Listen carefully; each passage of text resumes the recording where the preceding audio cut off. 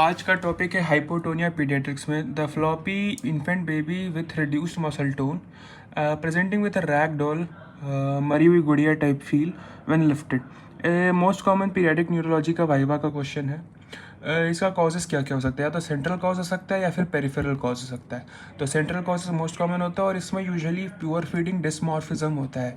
डिस्मॉर्फिज्म कहने का मतलब चेहरे में तुमको दिख जाएगा बच्चे में कुछ खराबी है, जो कि उसका जो कॉजेज़ है सेंट्रल कॉजेज़, उसका 2-4 कॉज का स्पेसिफिक डिस्मॉर्फिज्म्स है एसोसिएटेड चेहरे में, ठीक है। जैसे कि टोसिस हो गया और फेसिस हो गया, ठीक है। उसके अलावा अल्टर्ड कॉन्शियसनेस और सीरियस हो सकता है। जेनेटिक या फिर सिंड्रोमिक पहला हो गया डाउन सिंड्रोम।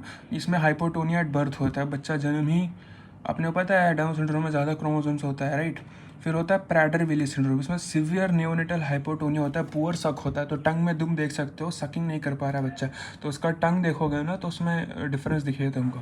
तो उसी को कह रहे हैं हाइपरफेजिया लेटर होता है, कि बच्चा भूखा मर रहा है, राइट, पुअर सक नहीं कर पा रहा।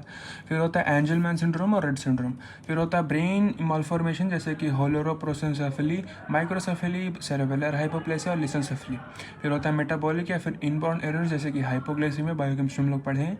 हालांकि रेयर होता है urea cycle disorders, but in general जब तुम देख रहे हो हाइपोटोनिया में तो शायद कॉमन होता है, ठीक है, सेंट्रल कॉजेज है इसलिए। मतलब एज सच बच्चों में यूजुअली भी हाइपोग्लाइसीमिया बहुत कम बच्चों में होता है, hypothyroidism, urea cycle disorder. But अगर हाइपोटोनिया का पेशेंट है तो तुमको ध्यान देना पड़ेगा, hypoglycaemia, hypothyroidism, urea cycle disorders. फिर आते हैं ज़ेलवेगर सिंड्रोम, जो कि पेरिक्सोसमल डिसऑर्डर्स है, अगेन बायोकेमिस्ट्री।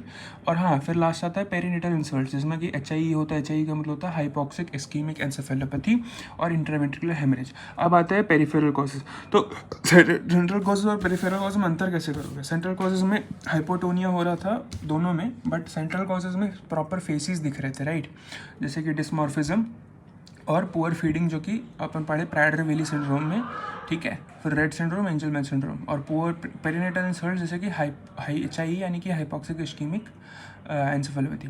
फिर पेरिफेरल कॉजेज में आता है लो मोटर न्यूरॉन, जिसमें होता है फ्लॉपी, अगेन सेम, वीकनेस और एब्सेंट रिफ्लेक्सेस, यहाँ पे एब्सेंट रिफ्लेक्सेस होते हैं, और नॉर्मल अलर्टनेस, जैसे कि एंटीरियर हॉर्न सेल में होता है SMA का फुल फॉर्म होता है स्पाइनल मस्कुलर एट्रोफी 1, जिसको कहते हैं वर्ड SMA में भी 0 1 2 3 4 होता है। SMA 1 जो होता है स्पाइनल मस्कुलर एट्रोफी, उसका नाम होता है वर्निंग हॉफमैन, ठीक है। इसमें होता है सीवियर हाइपोटोनिया, टंग फैसिकुलेशंस, बोला था टंग में देखना, पुअर रिफ्लेक्सेस और फ्रॉग लेग पोस्चर, ये बहुत इंपॉर्टेंट है, फ्रॉग लेग पोस्चर, ठीक है। फिर हो सकता है पेरिफेरल नर्व, फिर हो सकता है न्यूरोमस्कुलर जंक्शन। न्यूरोमस्कुलर जंक्शन होता है इन्फेंटाइल माइस्थीमिया ग्रेविस, जो कि अगेन माइस्थीमिया ग्रेविस खुद रेयर है, और बॉटुलिज्म, हनी इंजेक्शन। फिर मसल में मायोमेथीज में